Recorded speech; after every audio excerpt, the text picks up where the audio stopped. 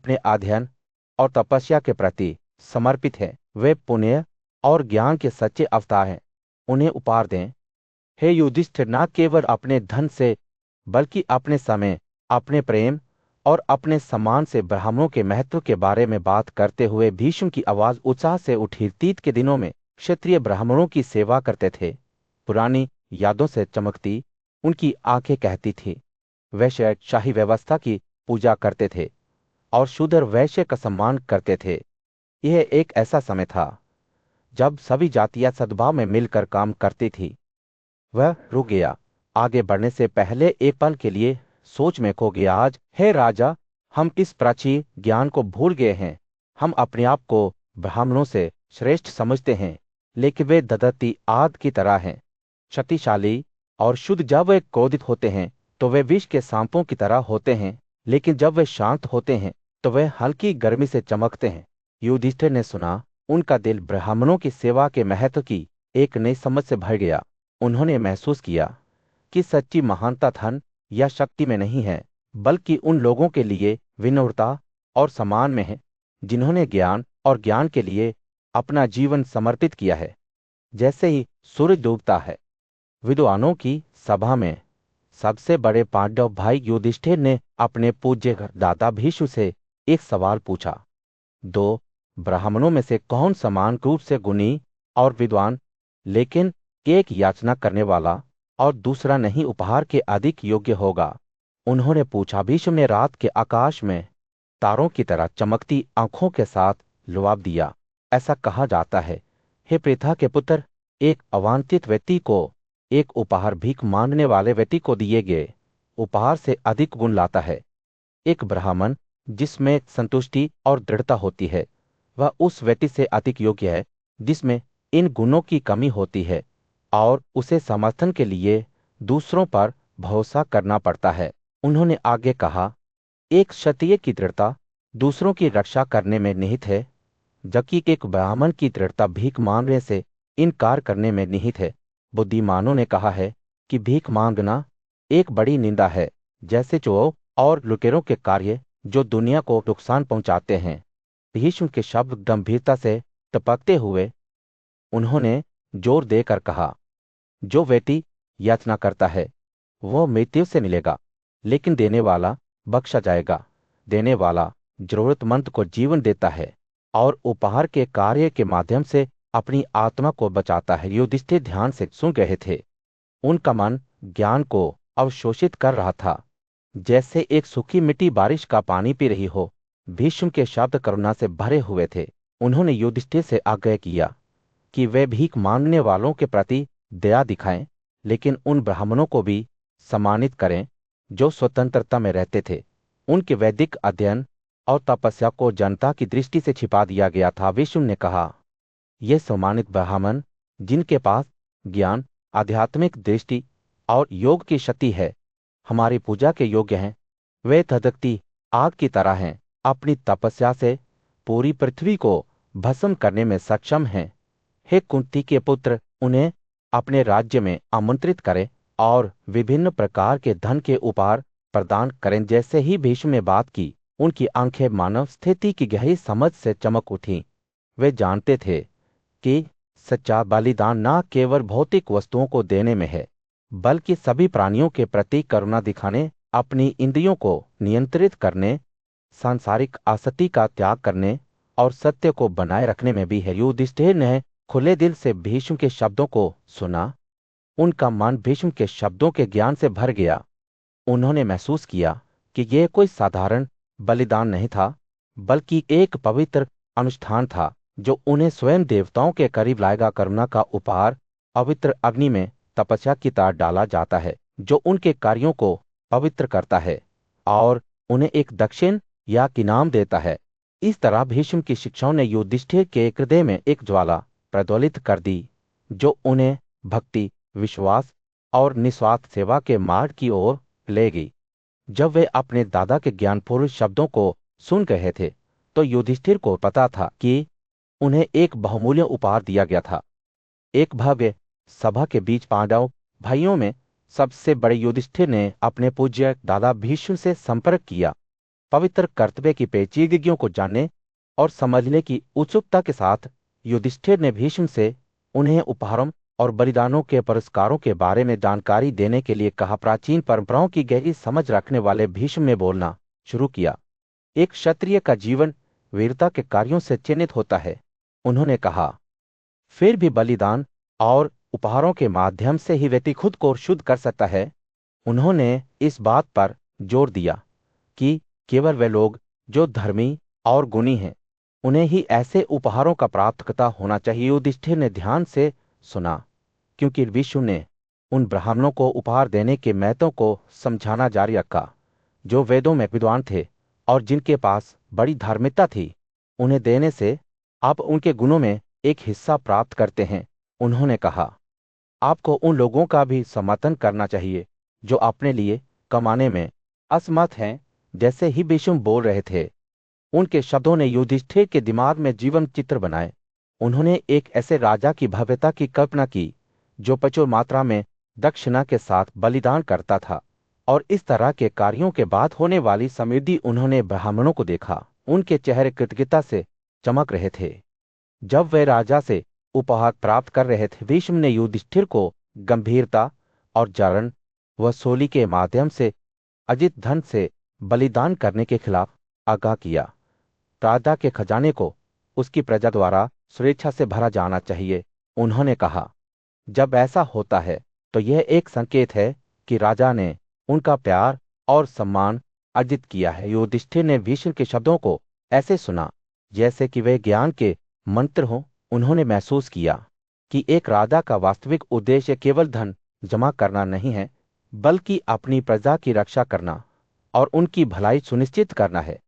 जैसे ही सूर्य सभा में अस्त होने लगा, युधिष्ठिर संकट की भावना के साथ भीष्म की ओर बढ़े। मैं आपकी शिक्षाओं का पालन करूंगा पूज्य दादा, उन्होंने कहा। मैं उन लोगों को उपहार दूंगा जो योग्य हैं, और बलिदान करूंगा जो मेरे राज्य में समृद्धि लाएं। भीष्म मुस्कुराए, उनकी आंखें अनुमोदन से चमक रही थीं। आप राजतों का सही अर्थ समझ गए हैं युधिष्ठिर, उन्होंने कहा। आपका शासन लंबा और समृद्ध हो, और आप अपने लोगों की रक्षा और सेवा करने के पवित्र कर्तव्य को हमेशा याद रखें। एक विशाल सभा के बीच बुद्धिमान और न्यायप्रिय राजा युधिष्ठिर ने अपने पूज्य दादा भीष्म से एक दिलचस्प सवाल पूछा, सबसे बड़ा उपहार क्या है जो कोई दूसरे को दे सकता है? उन्होंने पूज्य बुजुर्ग से मार्गदर्शन मांगते हुए पूछा। जब भीष्म ने बोला शुरू किया तो उनकी आंखें ज्ञान से चमक उठी। सभी उपहारों में पृथ्वी का उपहार सर्वोच्च है।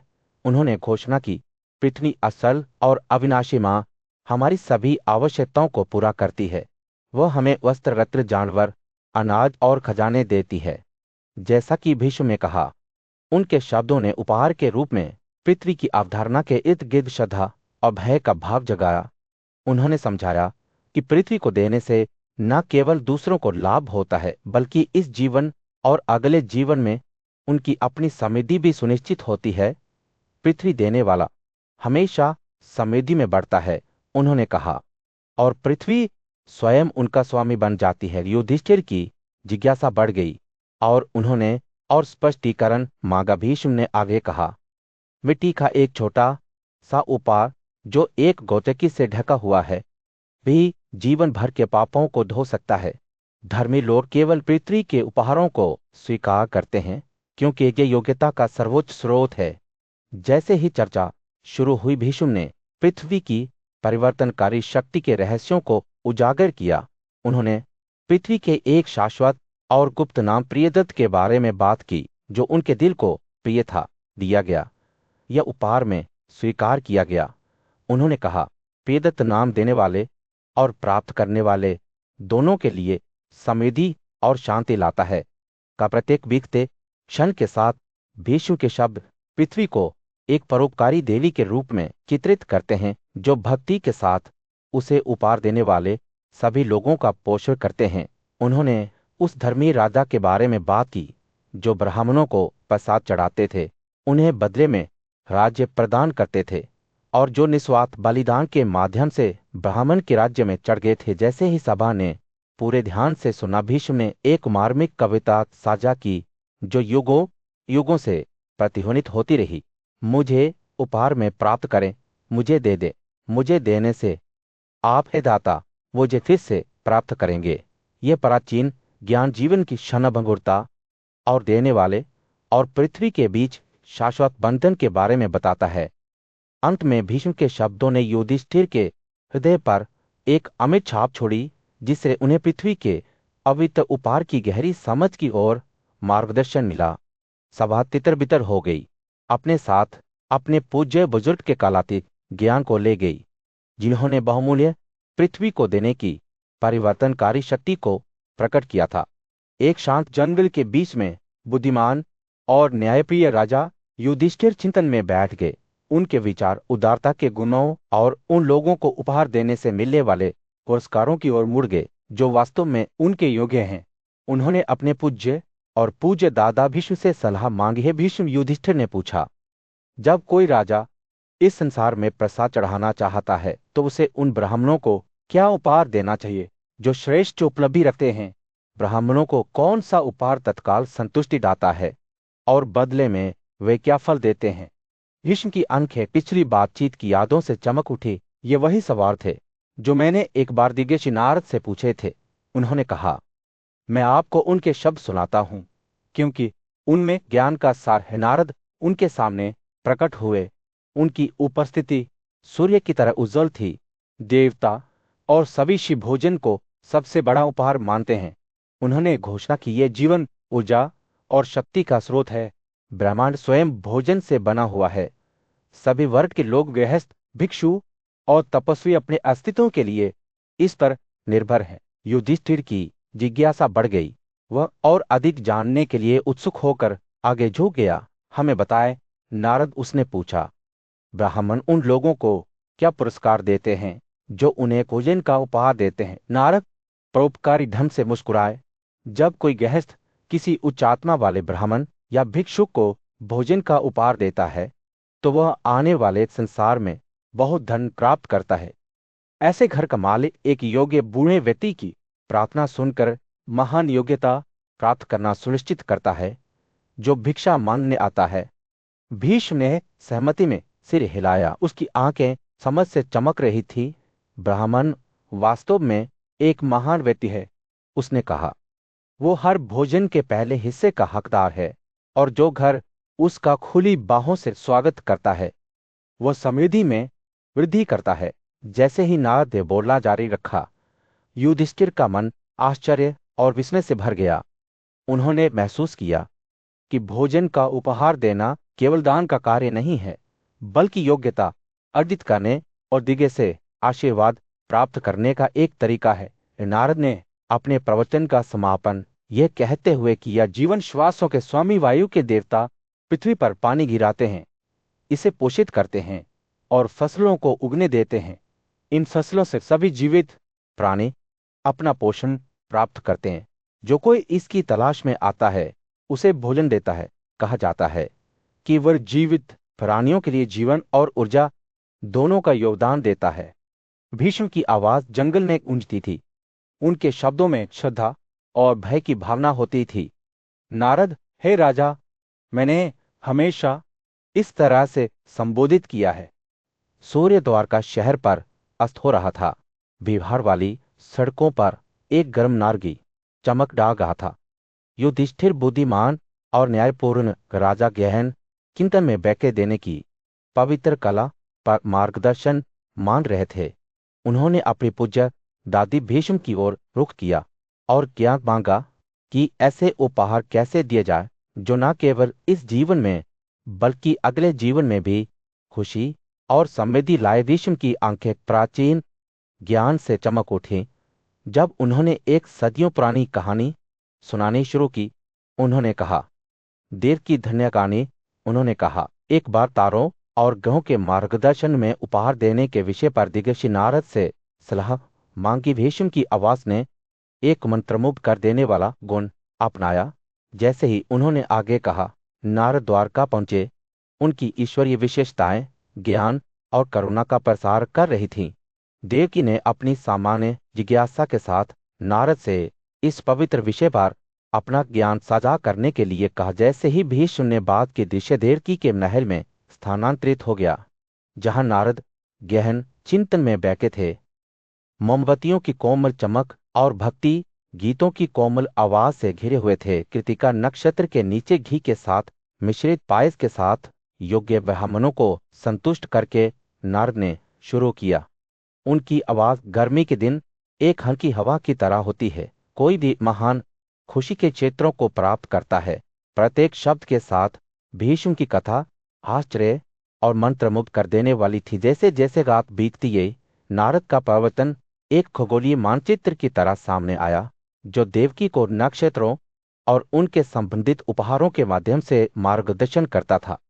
रोहिणी के तहत किसी को खुद को न से मुक्त करने के लिए चावल और घी के साथ हिरण का मांस देना चाहिए। सोमदेवव्रत के तहत एक बछड़े के साथ एक गाय स्वर्ग के द्वार तक ले जाएगी। प्रत्येक उपहार अपनी अनूठी शक्ति से और प्रोत था, जो समृद्धि, सम्मान और यहाँ तक कि अमरता का वादा करता था। भीष्म की आवाज परंपरा का भार उठा रही थी, क्योंकि उन्होंने कहानी जारी रखी। देवकी ने ध्यान से सुना। उनका दिल भक्ति और समझ से भरा हुआ था, और जब नारद ने बोलना समाप्त किया, तो देवकी ने अपनी बहू के साथ अपना ज्ञान साझा किया, जो अपनी पूज्य सास से सीखने के लिए उत्सुक थे। धूप की खुशबू से रात की हवा भरी हुई थी। जब भीष्म ने अपनी कहानी समाप्त की, इस प्रकार नारद ने देवकी से इस विषय पर चर्चा की कि किन नक्षत्रों के तहत क्या उपहार दिए जाने चाहिए। उस क्षण युधिष्ठिर के प्रश्नों का उत्तर दिया गया, और वे जानते थे कि देने की कला उन्हें हमेशा के लिए बदल देगी, जो उन्हें करुणा, ज्ञान और दिग्विजय के साथ सामंजस्य के जीवन की ओर ले जाएगी। प्राचीन ज्ञान के क्षेत्र में भीष्म ने राजा हरिश्चंद्र के साथ महान ब्रह्म के पुत्र प्रसिद्ध अत्रि की गहन शिक्षाओं को साझा किया।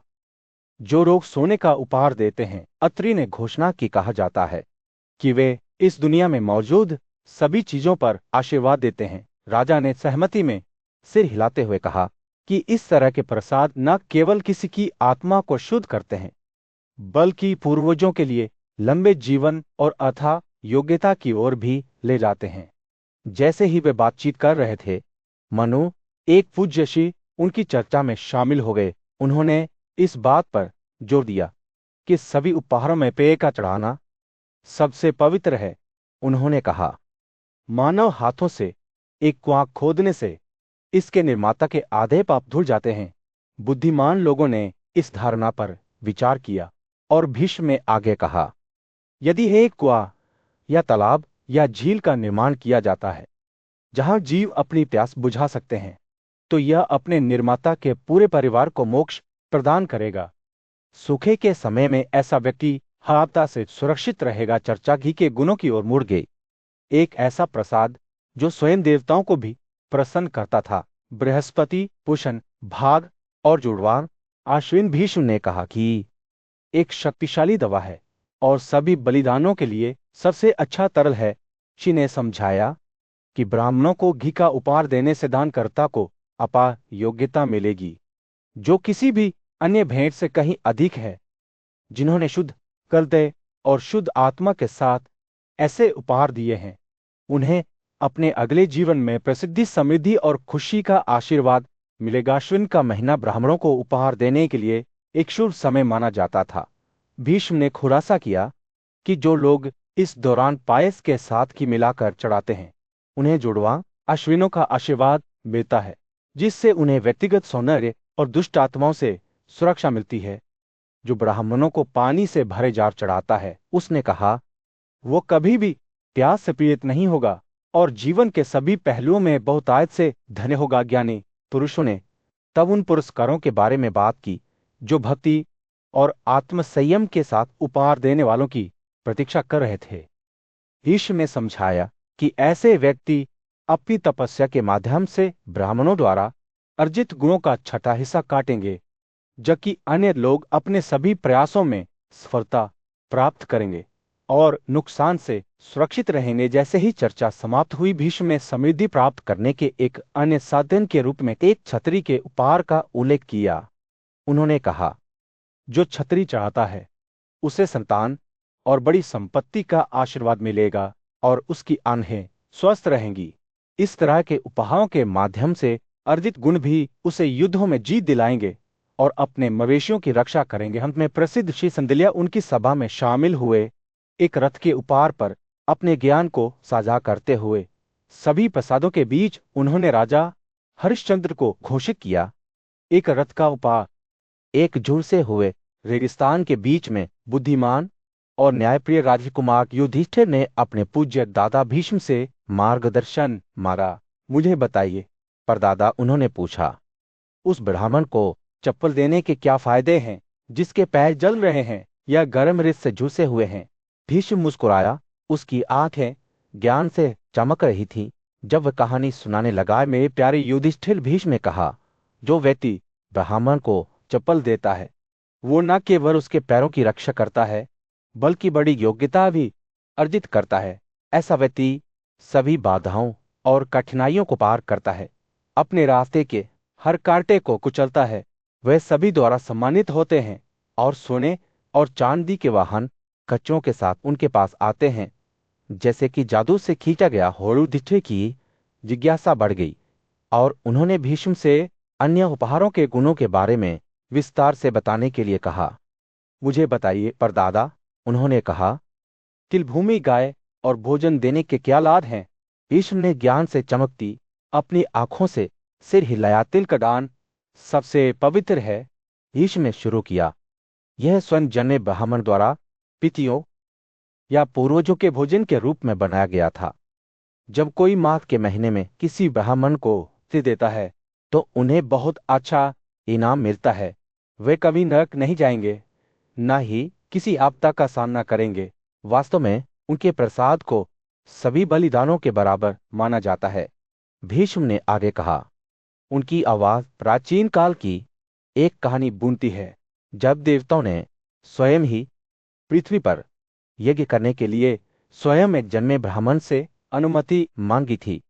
देवताओं ने शुभ पृथ्वी के एक टुकड़े के लिए भीख मांगी, विष्णु ने कहा, और ब्राह्मण ने उन्हें वो दिया। फिर देवताओं ने अपना बलिदान दिया और बदले में उन्हें उस यज्ञ से उत्पन्न होने वाले गुण का छठा हिस्सा दिया गया। युधिष्ठिर ने ध्यान से सुना जब भीष्म ने समझाया कि कैसे मिट्टी, घर, मुर्गी और भोजन का उपहार देने से बहुत बड़ा इनाम मिल सकता है जब कोई भूमि का एक छोटा सा टुकड़ा भी देता है। भीष्म ने कहा, उन्हें अतुलनीय योग्यता से पुरस्कृत किया जाता है।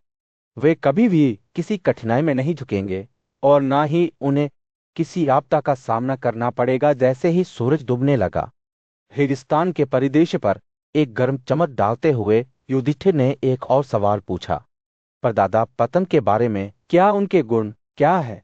भीष्म ने मुस्कुराते हुए उनकी आंखें श्रद्धा से चमकने लगी। भीष्म ने कहा, मेरे प्यारे युधिष्ठिर सभी तपस्वियों से श्रेष्ठ है।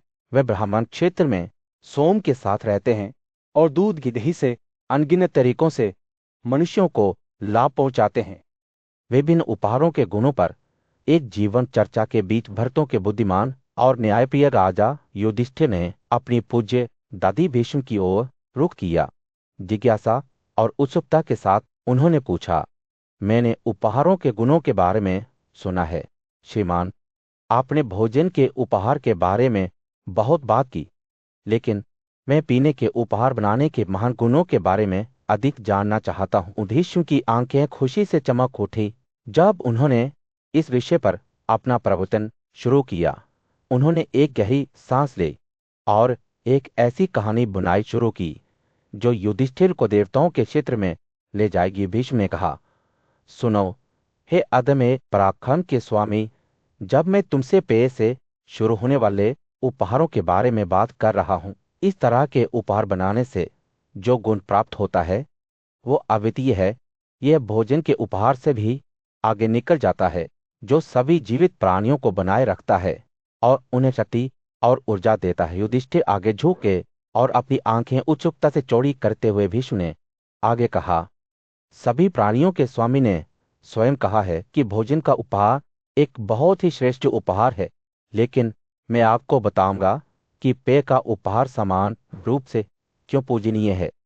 आप जानते हैं, हे कुंती के पुत्र भोजन के गुणों का गुणगान करने वाले पवित्र मंत्र देवी सावित्री ने स्वयं उन शुभ शब्दों को कहा, और हमने सुना है कि प्राचीन अनुष्ठानों के दौरान उन्हें कैसे कहा जाता था। जैसे ही भीष्म बोल रहे थे, युधिष्ठिर का मन उनकी मां कुंती की यादों से भर गया, जो अक्सर उन्हें इन मंत्रों का पाठ करती थी।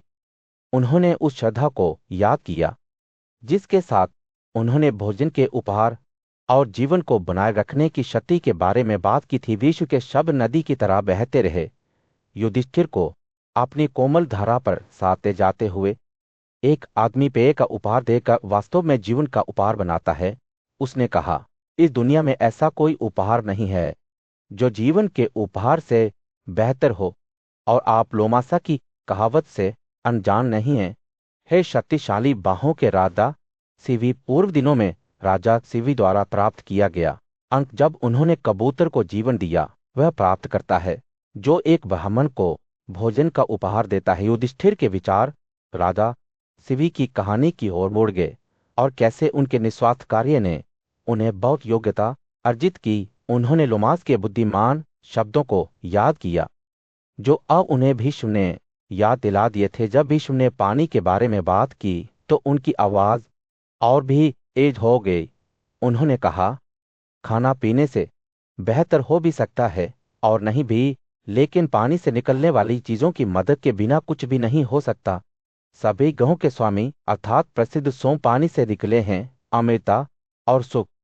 युधिष्ठिर की उपस्थिति में भीष्म ने प्राचीन काल से सरमिन नामक एक ब्राह्मण और मृतकों के शासक यम के साथ उनकी मुलाकात के बारे में एक कहानी सुनाना शुरू किया। यह कहानी गंगा और यमुना नदियों के बीच स्थित पर्णशाला शहर में सामने आई, जहां विद्वान ब्राह्मणों की एक भीड़ रहती थी। एक दिन यम ने काले कंक की रक्तलाल आंखों और कौवे की तरह खड़े बालों वाले एक दूत को सरमिन को लाने के लिए भेजा, जो मानसिक शांति और वेदों पर महारत हासिल करने के लिए प्रसिद्ध था। हालांकि दूत ने जो आदेश दिया था उसके विपरीत किया। सरमिन को लाने के बजाय उसने उस पर हमला किया और उसी पड़ोस से एक और ब्राह्मण को लाया। ब्राह्मण से निकलने वाली महान शक्ति को देखकर यम उचित सम्मान के साथ उसकी पूजा करने के लिए उठे। फिर उन्होंने अपने दूत को उस ब्राह्मण को वापस लेने का आदेश दिया जिसे गलती से लाया गया था, और सरमिन को लाने का आदेश दिया जिसे वह वास्तव में चाहता था। दूत ने मान लिया और सरमिन को यम के सामने वापस लाने पर मृतकों के न्यायाधीश ने एक बार फिर उसकी पूजा की। यम ने सरमिन के साथ बातचीत की और विभिन्न उपहारों से जुड़े गुणों को साझा किया। उन्होंने तिल के गुणों की प्रशंसा करते हुए कहा कि उनका उपहार चिरस्थायी गुण पैदा करता है और हर संभव अवसर पर बनाया जाना चाहिए। विशेष रूप से वैशाख महीने की पूर्णिमा के दौरान उन्होंने पानी के उपहार बनाने, पीने के पानी के लिए विश्राम स्थल स्थापित करने, तालाबों और झीलों की खुदाई करने और प्रकाश वाले अंधे स्थानों को दीपक देने के महत्व पर भी जोर दिया। यम ने उपहार देने की श्रेष्ठता पर प्रकाश डालना जारी रखा, विशेष रूप से जब शुद्ध हृदय से और शास्त्रों के नियमों के अनुसार किया जाता है। उन्होंने उल्लेख किया कि रत्नों का उपहार भी अत्यधिक सराहनीय है, विशेष रूप से यदि यह एक बलिदान के प्रदर्शन की ओर ले जाता है या एक ब्राह्मण को दिया जाता है जो आत्म संयम का अभ्यास करता है। जैसे ही यम ने उपहार देने के गुणों पर अपना प्रवचन समाप्त किया, उन्होंने सरमिन के साथ अपनी विवाहित पत्नियों से शादी करने और संतानों का पालन पोषण करने के महत्व को साझा किया। उन्होंने इस बात पर जोर दिया कि सभी अधिगणों में पुरुष मुद्दे को सबसे मूल्यवान माना जाता है, क्योंकि यह किसी के वंश और विरासत की निरंतरता सुनिश्चित करता है। उन्हें दिए गए ज्ञान के इन शब्दों के साथ यम ने सरमिन को बर्खास्त कर दिया, उन्हें अपने निवास पर लौटने और उन्हें प्राप्त शिक्षाओं के अनुसार उपहार देने का निर्देश दिया। सरमिन ने घर लौटने पर यम के निर्देशों का पालन किया और उन्हें सिखाए गए गुणों का पालन करना जारी रखा। भीष्म ने उपहार देने के गुणों का वर्णन करते हुए अपनी कहानी का समापन किया, इस बात पर जोर देते हुए कि यह दुनिया में एक दुर्लभ कार्य है, लेकिन जो इसमें ईमानदारी और भक्ति के साथ संलग्न होते हैं उन्हें बहुत बड़ा इनाम मिलता है। उन्होंने युधिष्ठिर को शास्त्रों के नियमों के अनुसार उपहार देने और योग्यता और समृद्धि लाने वाले गुणों को विकसित करने के लिए प्रोत्साहित किया। एक उदास बातचीत के बीच पांडव भाइयों में सबसे बड़े युधिष्ठिर ने उपहारों की पवित्र परंपरा पर मार्गदर्शक मानते हुए कुरुवंश के पूज्य कुरुपिता भीष्म की ओर रुख किया। हे बुद्धिमान भीष्म, मुझे उपहारों के बारे में, विशेष रूप से पृथ्वी के बारे में, अध्यादेश के बारे में बताए।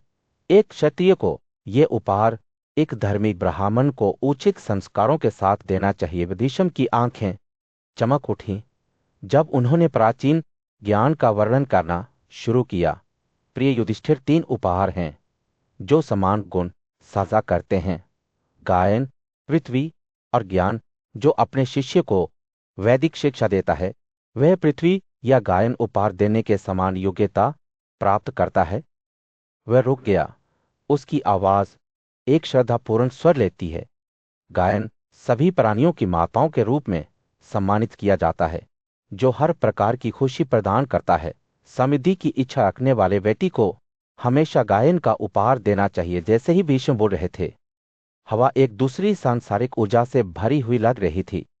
देवताओं ने स्वयं बलिदान के लिए बैल को मारने के लिए बकरियों का इस्तेमाल किया, जबकि बलिदान के लिए पृथ्वी को जोतते थे।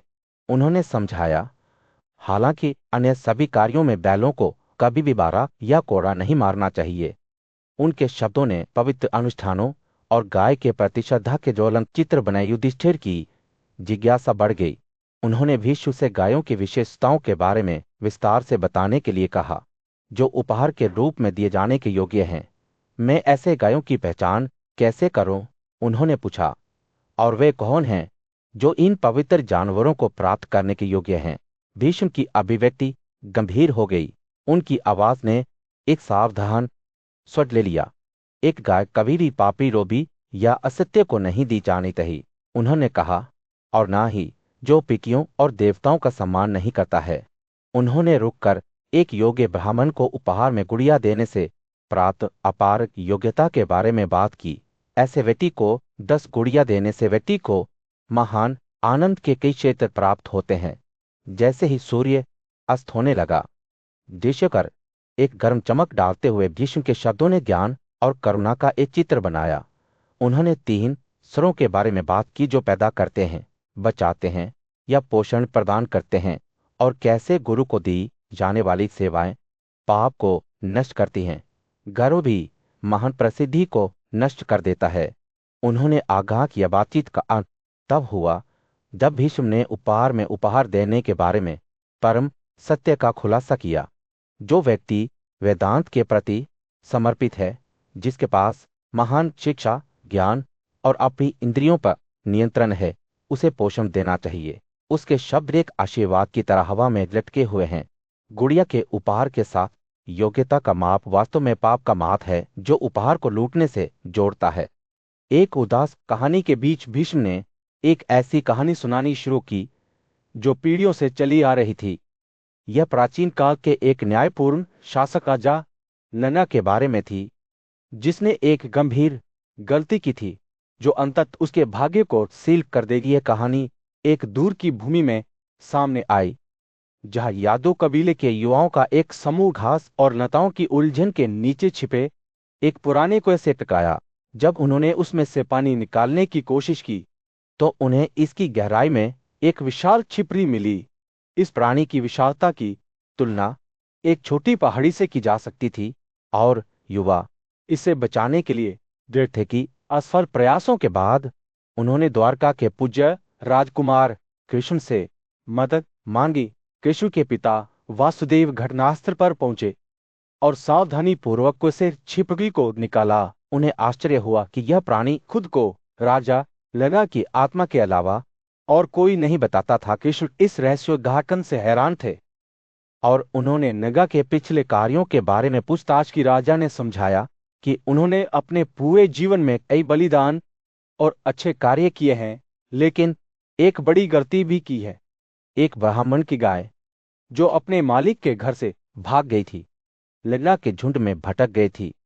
जब असली मालिक ने गाय पर दावा किया तो नगा ने इसे सैकड़ों हजारों अन्य गायों के लिए बदलने का प्रयास किया, लेकिन ब्राह्मण ने अपनी स्वतंत्रता और आत्मनिर्भरता का हवाला देते हुए इनकार कर दिया। निरा गाय को प्राप्त करने की कोशिश में लगे रहे, यहां तक कि उपहार के रूप में सोने चांदी घोड़ों और रथों की पेशकश भी की। हालांकि ब्राह्मण ने यह कहते हुए दृढ़ता से इनकार कर दिया कि वह राजाओं से दान स्वीकार नहीं करता है। जैसे जैसे समय बीतता गया, निगा का गाय के प्रति जुनून बढ़ता गया और अंततः उन्होंने इसे बिना अनुमति के ले लिया। उनकी मृत्यु के बाद राजा निगा ने खुद को मृत्यु के देवता यम की उपस्थिति में पाया। यम ने उन्हें बताया कि उनके कार्यों के परिणाम स्वरूप दोहरा आप हुआ है, सभी व्यक्तियों की रक्षा करने की अपनी शपथ तोड़ना और जो ब्राह्मण का था उसे लेना। निगा ने सजा के लिए विनती करते हुए कहा कि वह पहले उस खुशी का आनंद लेने से पहले पीड़ा के संकट को सहन करेगा जो उसका इंतजार कर रहा था। जैसे ही राजा निगा जमीन पर गिरे, यम के शब्द उनके दिमाग में गूंजने लगे, वासुदेव के पुत्र कृष्ण आपको बचा लेंगे। राजा की आत्मा का एक मध्यवर्ती क्षेत्र में एक प्राणी के रूप में पुनर्जन्म हुआ, जहां उसने अपनी यादों को बनाए रखा।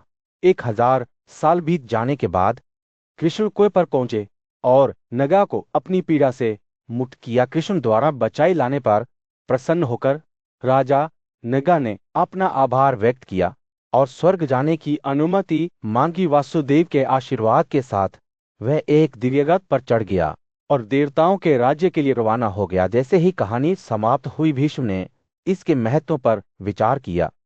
युधिष्ठिर को आगाह करते हुए कहा कि किसी को भी जानबूझकर कुछ ऐसा नहीं देना चाहिए जो उससे संबंधित हो।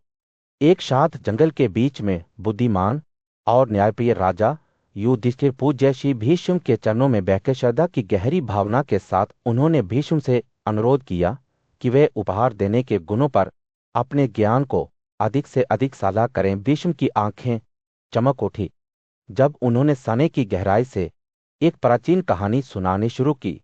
उन्होंने श्री उद्दलकी के बारे में बात की, जो अपनी बुद्धि और आध्यात्मिक कौशल के लिए प्रसिद्ध थे। एक दिन श्री उद्दलकी ने अपने बेटे नचिकेता को बुलाकर उन्हें पूरी भक्ति के साथ प्रतीक्षा करने का निर्देश दिया। जैसे ही सूरज अपने चम पर पहुंचा, श्री उद्दलकी के विचार आगे के कार्यों की ओर मुड़ गए। उन्हें एहसास हुआ कि वे अपने स्नान और अध्ययन के लिए आवश्यक वस्तुओं को भूल गए हैं, जो उनके आध्यात्मिक संतुलन को बनाए रखने के लिए महत्वपूर्ण थे। अपनी आवाज में अधीरता के संकेत के साथ उन्होंने नचिकेता को नदी के किनारे से आवश्यक वस्तुएं लाने का आदेश दिया। नचिकेता जल्दी से निर्धारित स्थान पर पहुंचा, लेकिन उसे एक अप्रत्याशित दृश्य दिखाई दिया। नदी की धाराओं से सभी सामान बह गए थे। अपने पिता के पास लौटकर उसने अपनी आवाज में घबराहट के संकेत के साथ खबर दी। श्री उद्दलकी, जो पहले से ही भूख, प्यास और थकान से ग्रस्त थे, घटनाओं के इस मोड़ से अचंभित हो गए। अचानक क्रोध की एक लहर उस पर हावी हो गई जब उसने नचिकेता को शाप देते हुए कहा, आज यम से बेरो। शब्द हवा में ऐसे लटक गए जैसे भाग्य के लिए एक चुनौती हो। नचिकेता निडर होकर प्रार्थना में अपनी हथेलियों को जोड़ लिया और क्षमा की गुहार लगाई। लेकिन इससे पहले किसी उद्दलकी अपना अभिशाप वापस ले पाते, नचिकेता की जीवन शक्ति कम होने लगी। जैसे ही युवा श्री पृथ्वी पर स्थिर पड़े थे, उनके पिता शोक में डूबे हुए थे। वे घटना के दुखद मोड़ पर विलाप करते हुए अपने बेटे के बगल में जमीन पर गिर। दिन बीतता गया और जैसे जैसे रात ढलती गई, श्री उद्दलकी के आंसू नचिकेता को पुनर्जीवित करते गए। हल्की बारिश के बाद अंकुरित बीज की तरह युवाची होश में आ गए। श्री उद्दलकी बहुत खुश थे, लेकिन अपने बेटे के अचानक जीवन में लौटने से भी उलझन में थे। उन्होंने नचिकेता से पूछा कि क्या उन्होंने अपने कार्यों से कोई योग्यता हासिल की है। युवाशी ने यम के राज्य की अपनी यात्रा के बारे में बताया, जहां उनका सामना स्वयं मित्रादा से हुआ था। यम ने कोमल मुस्कान के साथ नचिकेता का स्वागत किया और उसे अपने सलाहकारों के बीच बैठने की पेशकश की। जैसे ही वे बातचीत कर रहे थे, नचिकेता ने उन लोगों के लिए आरक्षित क्षेत्रों के बारे में पूछताछ की जो उपहार के उपहार बनाते हैं। यम की आंखें चमक उठीं जब उन्होंने नचिकेता को उन चमत्कारों के बारे में बताया जो इस महान मार्ग पर चलने वालों का इंतजार कर रहे थे। वे नचिकेता को एक शानदार वाहन पर ले गया जिसे भव्यता से अलंकृत किया गया था और कुलीन घोड़ों द्वारा इस्तेमाल किया गया था। जब वे आसमान में उड़ते थे तो उन्हें अनगिनत हवेली दिखाई देती थी। राज्य में सूर्य अस्त हो रहा था।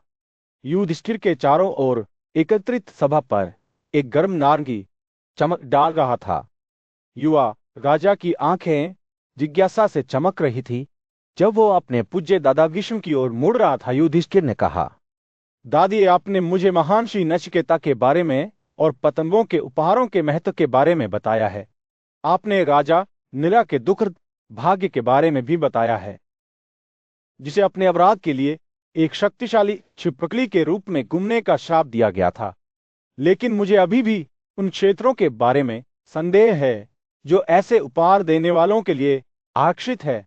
भीष्म की आंखें मनोरंजन से चमक उठी जब उन्होंने युधिष्ठिर को आगे बढ़ने के लिए सिर हिलाया। युधिष्ठिर ने कहा, मैं इन क्षेत्रों के बारे में और अधिक जानना चाहता हूं कि वे किस तरह की समृद्धि लाते हैं और चिंता से मुक्त होकर लोग उन तक कैसे पहुंचते हैं। गाय देने वाला कब तक अपने उपहार का लाभ उठाता है। भीष्म मुस्कुराए और सिर हिलाकर देवताओं के राजा शक्कर को बातचीत में शामिल होने के लिए इशारा किया। शक्कर का भव्य रूप उनके आसन से उठा और वो श्रद्धा के साथ भीष्म के पास गया। दादी, उसने कहा, मुझे भी इन क्षेत्रों के बारे में संदेह है। वे किस तरह के हैं, उनमें क्या गुण हैं, और लोग वास्तव में कुछ भी दिए बिना कैसे गायों का दाता बन सकते हैं। जैसे ही भीष्म बोलने लगे, उनकी अभिगति विचारशील हो गई। प्राचीन काल में एक महान ऋषि थे जो देवताओं के सम्मान में सौयज्ञ करते थे। वे ईश्वर से ज्ञान और शक्ति चाहते थे, लेकिन उनका हृदय शुद्ध और विनम्र रहा। उनकी भक्ति ऐसी थी कि देवता भी इसे प्रभावित हुए। जैसे ही भीष्म ने बात की, सभा की आंखों के सामने एक दृष्टि प्रकट हुई। सोने की रोशनी का एक विशाल विस्तार जहां प्राणी एक आंतरिक चमक के साथ चमकते थे जो स्वर्ग की समृद्धि को पार कर गया। भीष्म ने आगे कहा, ये वे क्षेत्र हैं जो उन लोगों के लिए आरक्षित हैं जो उपहार में पतंग बनाते हैं। भीष्म ने आगे कहा, वे देवताओं के क्षेत्र से भी आगे निकल जाते हैं और उनके निवासी एक ऐसी चमक से चमकते हैं जो तुलना से परे हैं।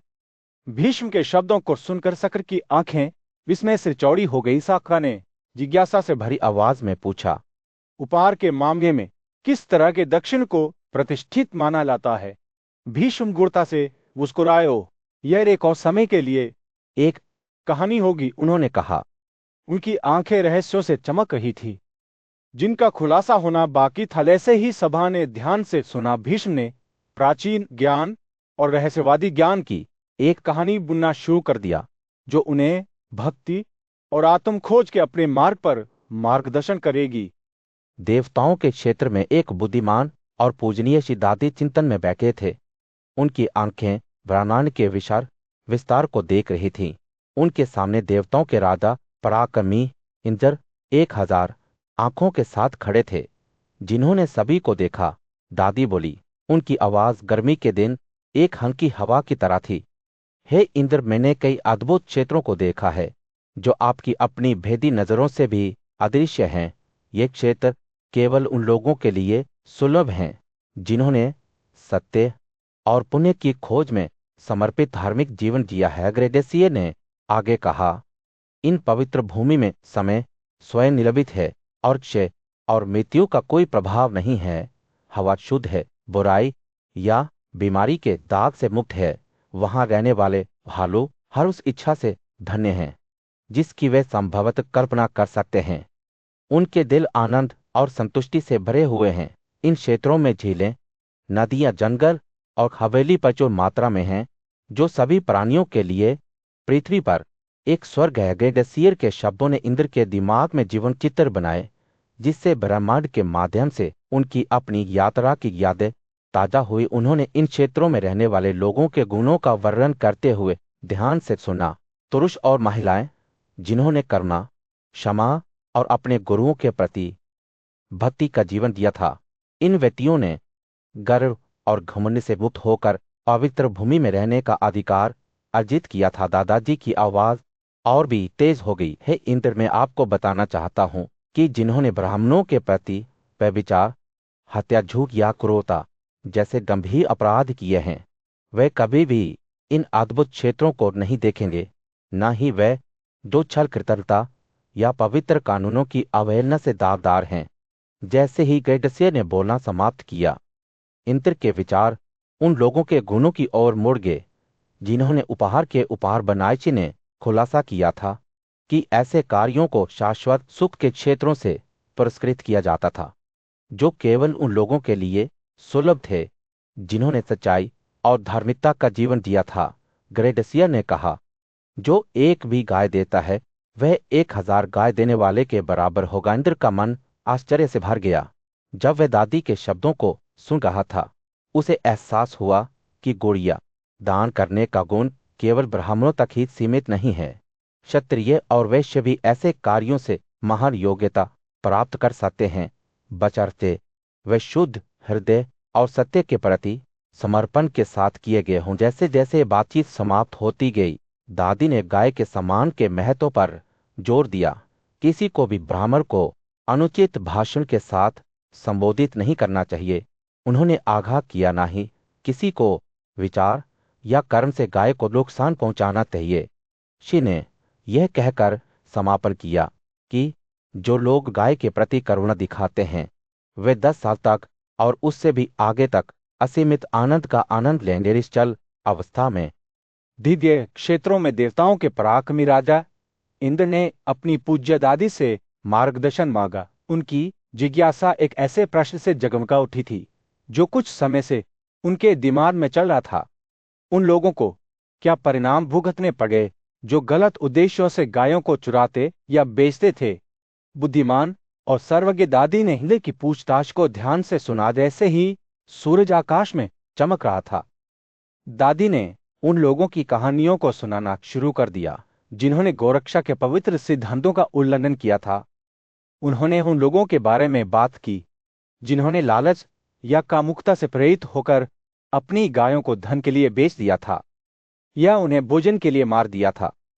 इन अपराधियों को दादी ने घोषणा की एक भयानक भाग्य का सामना करना पड़ेगा जो शाश्वत था। मारे गए गाय के शरीर पर प्रत्येक बाल के लिए वे नरक में समान संख्या में वर्षों तक सड़ेंगे। इंद्र ने दादी के शब्दों को ध्यान से सुना। उनका मन इन अपराधों की गंभीरता से जूझ रहा था।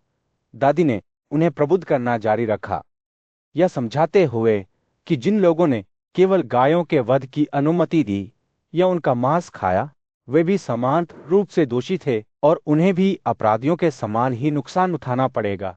दादी ने जोर देकर कहा कि परिणाम केवल गति तक ही सीमित नहीं थे, बल्कि उनके परिवार और रिश्तेदारों तक भी फैले हुए थे। जैसे ही इंद्र ने इन शिक्षाओं को आत्मसात किया, वे प्राचीन ज्ञान के प्रति भय और श्रद्धा की भावना से भर गए जो उन्हें प्रदान किया जा रहा था।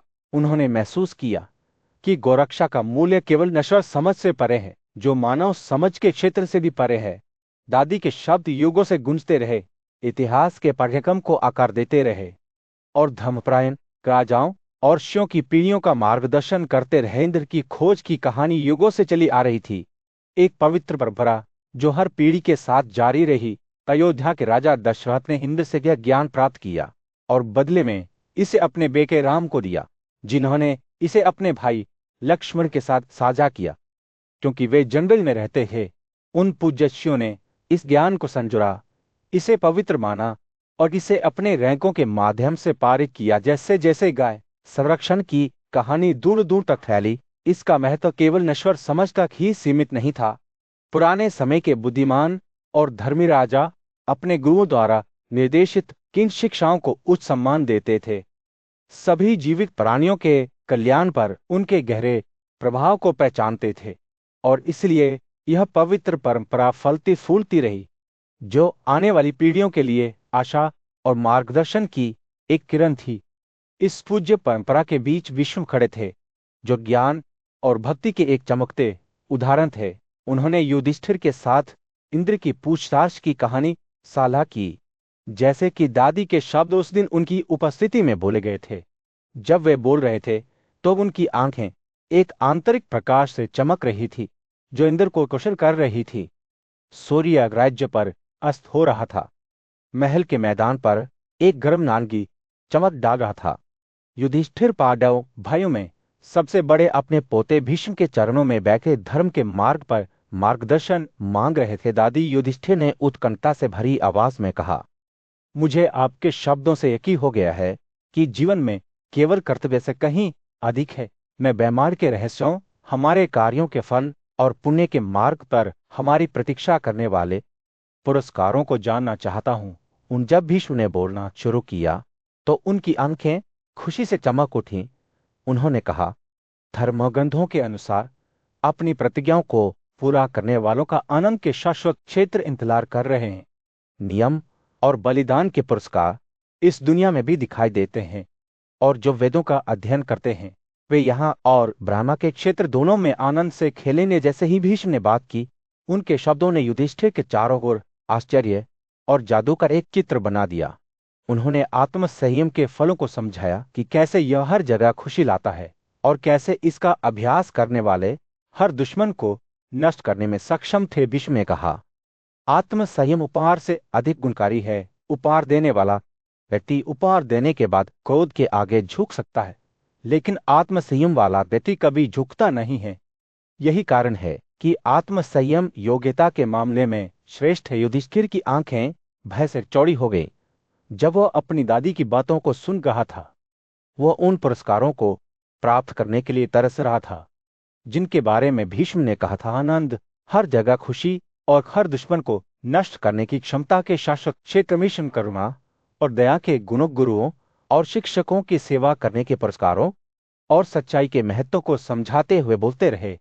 सत्य सर्वोच्च कर्तव्य है, उन्होंने कहा। इसी को भी इसका उल्लंघन नहीं करना चाहिए। जैसे ही सूर्य क्षितिज के नीचे डूब गया, युधिष्ठिर का हृदय आश्चर्य और लालसा से भर गया। वो जानता था कि उसे बहुत कुछ सीखना है, लेकिन भीष्म को अपना मार्गदर्शक मानते हुए वह भविष्य के लिए आशा और आशावाद की भावना महसूस कर रहा था। दादी, युधिष्ठिर ने फुसफुसाते हुए कहा, मुझे ब्रह्मचर्य के बारे में और बताइए, ये क्या है और इसके क्या की नाम है। भीष्म ने जब एक बार फिर बोलना शुरू किया तो उनकी आंखें खुशी से चमक उठी। उन्होंने कहा, हे राजा, ब्रह्मचर्य का व्रत सभी पापों को अवश्य जला देगा। लाखों ऋषि ब्रह्मा के क्षेत्र में रहते हैं जो सभी सत्य और आत्म संयम के प्रति समर्पित हैं। यदि कोई ब्राह्मण जन्म से मृत्यु तक इस व्रत का पालन करता है तो कुछ भी अप्राप्य नहीं होगा। जैसे ही भीष्म ने बोलना समाप्त किया, युधिष्ठिर ने महसूस किया। राजा युधिष्ठिर की उपस्थिति में भीष्म ने गायों को देने के पवित्र अनुष्ठान का वर्णन करना शुरू किया। गाय के उपहार से बड़ा कोई उपहार नहीं है, उन्होंने दृढ़ विश्वास के साथ कहा। एक वैध रूप से अर्जित गाय जब दी जाती है तो न केवल देने वाले को बल्कि उनके पूरे परिवार को भी बचाती है।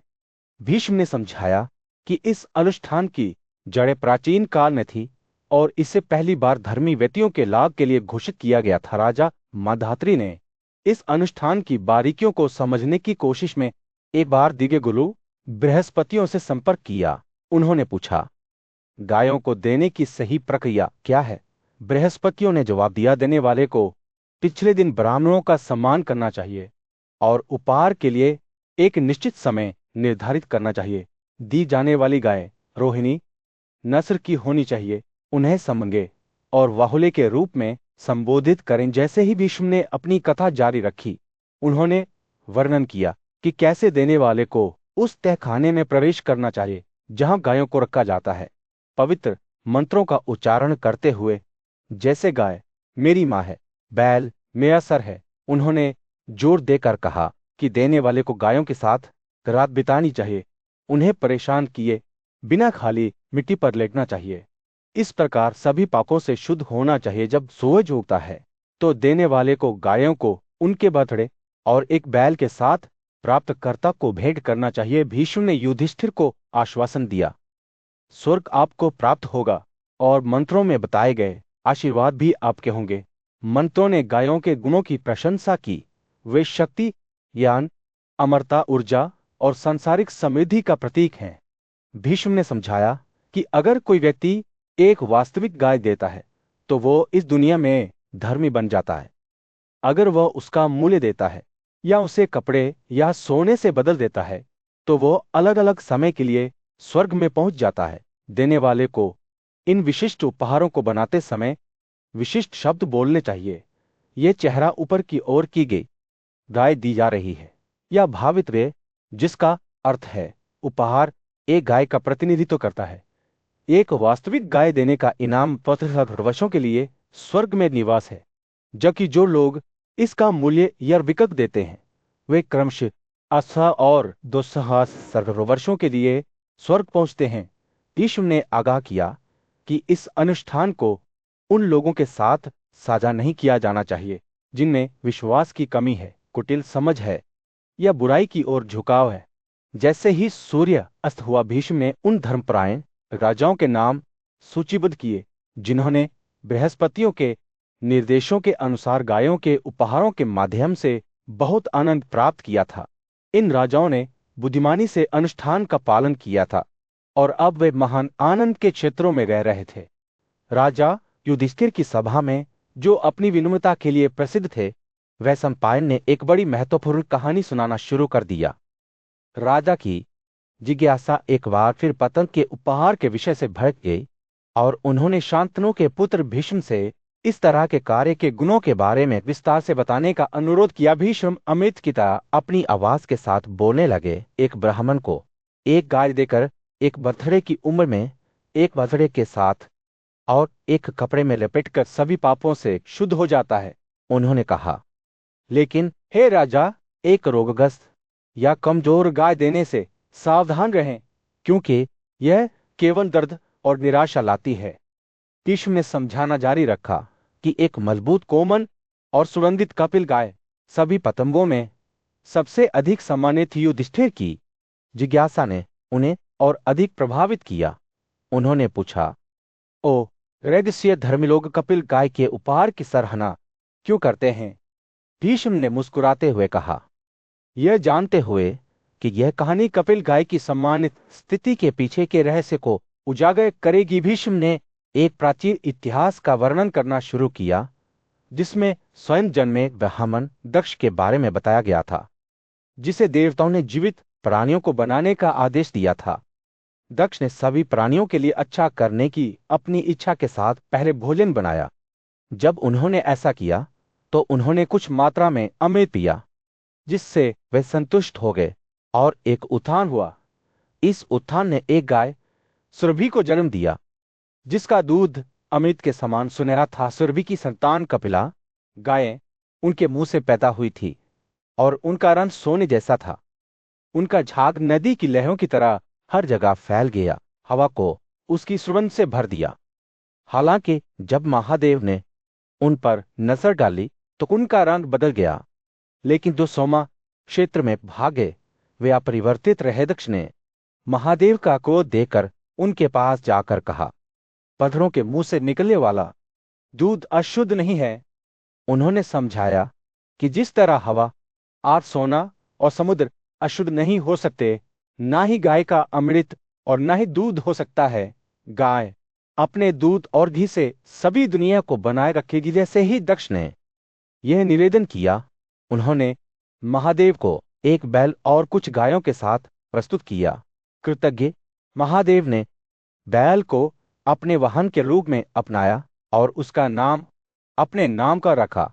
उस दिन से रुद्र को दैर बैनर वाले देवता के रूप में जाना जाता था और खगोलीय लोगों ने उसे जानवरों का स्वामी नियुक्त किया। इस प्रकार भीष्म ने निष्कर्ष निकाला, इसीलिए हे राजा, मुर्गी देने के मामले में एक कपिला गाय का उपहार सबसे वांछनीय माना जाता है।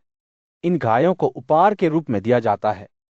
प्राचीन काल में राजा सौदास, जो प्रसिद्ध इक्ष्वाकु राजवंश के वंशज थे, ने अपने परिवार के पुजारी पूज्य वशिष्ठ की तलाश की। ये बुद्धिमान और शक्तिशाली से अपने तपस्वी कौशल, हर क्षेत्र को पार करने की क्षमता और अपने शाश्वत जीवन के लिए प्रसिद्ध थे। वशिष्ठ ब्रह्मा के आशीर्वाद से